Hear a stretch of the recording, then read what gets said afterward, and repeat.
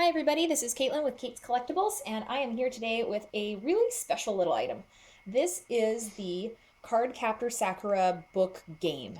So I haven't ever really been able to get a ton of information about this particular item. What I know of it from just my experience with it is that it is a game of some sort that's based on the, I guess, latter half or sort of second season of Card Captor Sakura, when they go from becoming Clow cards into Sakura cards, hence all the pink. And what you have to do, I'll demonstrate because there's a couple of ways this can be used, but it's a really excellent replica of the book and cards from the show. So right from the get-go with the box art, you see that this is Sakura from that second season. She's got that different staff there. So it's not just the key looking one. Little Caro right down there. The box art's really bright and colorful. I believe in this top left-hand corner here, I think these are the stickers that would indicate authenticity of the item. Or they may just be manufacturer's stickers, who knows, but usually that's printed on the box. So that's my guess with these. And just to look around at the different sides of the box here as well, you get a really nice look at where it says Sakura. There's a little image of all the product, and it's basically the same on each side. Here we have an image of her and Caro there with the same image and sort of describing what it is.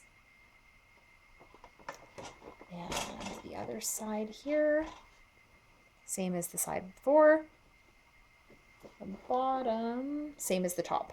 So pretty straightforward. Now on the back of the box, there's obviously more description. I can't read Japanese, so I don't know entirely what it says. If you can read Japanese and you want to translate for me, please, by all means, do so. What we can make out on this is if you look on this left sort of middle side here, it shows the book with the card in it.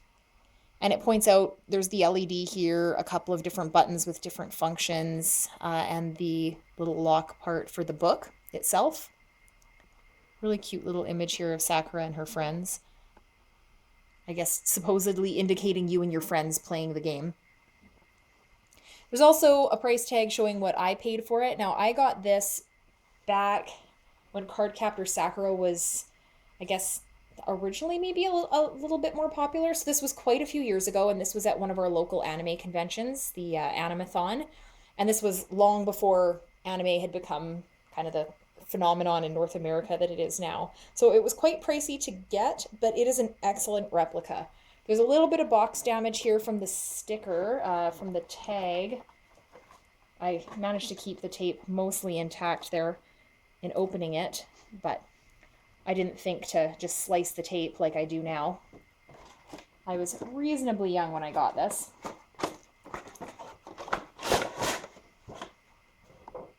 Now there's several aspects to this. We'll start with the cards. The cards themselves are really, really nice. They're very thick, cardboardy-like material. The back has the symbol there. You can see also that it points out it's Bandai and that it's from, I guess the copyright anyway would have been 2000. And like all toys, it seems, it's made in China. And each one of the cards, in this case the Sakura cards, are represented in this game. So they all have a number along with their name down here, in case you're nitpicky about having them in what they deem as their theoretical order. So you've got like the Windy, the Shadow, the Shot, the Lock, all these different cards. They have a really good weight to them. So if you're someone that likes to cosplay, especially Card Captor Sakura, these are wonderful cards to use, although you may be concerned about getting them beat up. I know you can find cheaper cards. One of the cards I really want to point out from this collection, though, is the very last card, number 53, which is blank. So if you're a fan of Card Captor Sakura, you'll kind of remember that when the TV series ends, she has this extra card. And then the, I'm pretty sure it's the second movie takes place that explains it. Although I guess I'll have to go back and watch those again. It's been a really long time. And I believe this is the one that becomes, I think it's called the Hope. So it's interesting that that card's included too here in the set. Now the other aspect of the game is the book here. And you can see that because it's so heavy, they've got this cardboard on the back part to protect everything. You'll also find in behind it kind of the game manual. Like I mentioned before, obviously I don't read Japanese, so I can't make out exactly what it's telling you to do, but it shows you the basics, as well as where the battery compartment is, the couple of different functions, and it itemizes all of the cards. So if you didn't know how many there were supposed to be, say you were buying this secondhand, there should be a total of 53 cards, and each card does have its number on it. Now, the book itself, I absolutely love. Some of the versions I've seen that people will buy on eBay, the book is kind of a cardboard container. You can still put the cards in it, but it's very flimsy. It's not very sturdy. This is made of really solid plastic, and it's got these nice little details you'll see there with the portions that stick out. You've got the nice little locking clip there for the book. And this being, again, the Sakura cards, it's got her name on it there. You'll see at the top here, there's that little slot. That's for part of playing the game. And it's got this image of almost like pages printed into the plastic. The spine looks very similar to the spine of the box where it says Sakura on it.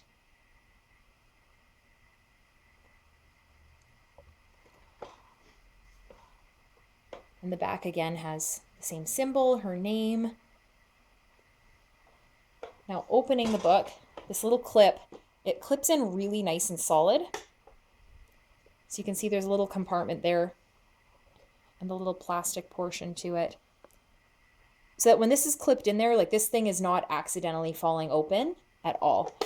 It's really solid, and it's got the kind of a canvasy material like you would find on a handbag or a backpack. So opening the book, there is a compartment for you to keep the cards in if you so wish. On the inside, you've kind of got the image of a card.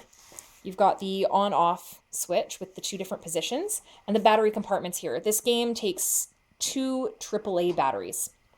So I've freshly installed them prior to the review. Like I've mentioned in the past, if you're someone who likes to keep these things for collectibles, make sure you take your batteries out so that they don't potentially deteriorate, cause damage to the electronics of your toys. And you will see the cards, the whole stack of them fit perfectly right inside that compartment. So from what I can gather, position 2 is the actual game. Position 1 kind of just highlights the cards themselves. So let's start with that. And if you press the buttons in position 1, nothing seems to happen. If you insert a card,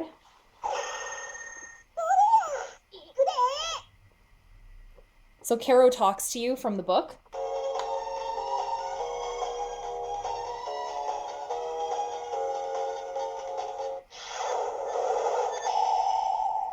You get that.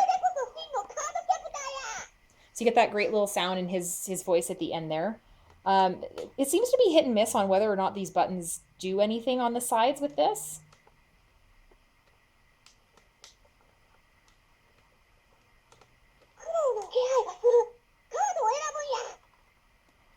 So I'm not entirely sure whether... Okay, so it's pressing both of them that seems to make whatever that says happen. And with the different cards...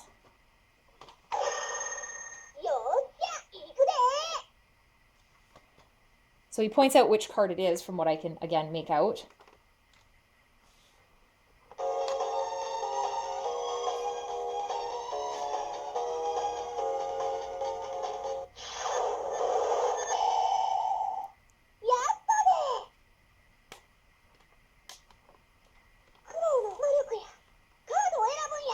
Yeah, so a random selection of things. Obviously, it's some kind of, I assume, game, uh, but I'm not 100% positive how it's played. I've just always kind of like put the cards in and messed around with it a little bit. The second game, I do understand a little bit in that it's a bit like a game of fish. Like you're trying to find a specific card and insert it into the book to win. So because there's 53 cards and he obviously gives you some kind of a hint that I can't understand, we'll try this a couple times to see whether or not I'm able to actually find the right one in time, because it does sort of count down on you. You'll see what happens when I turn it on. So it starts beeping, wanting you to insert a card. So that's obviously not the one.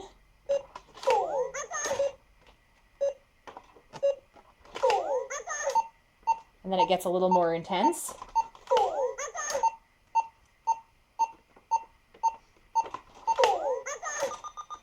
And a little more intense.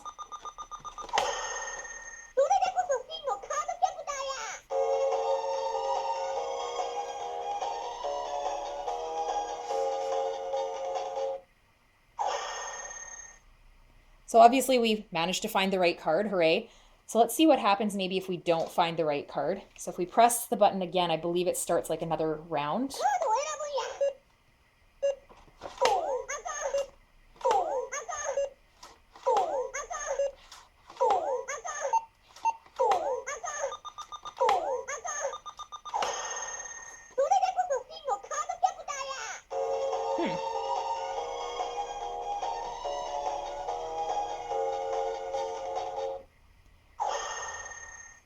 So I might be mistaken. It might be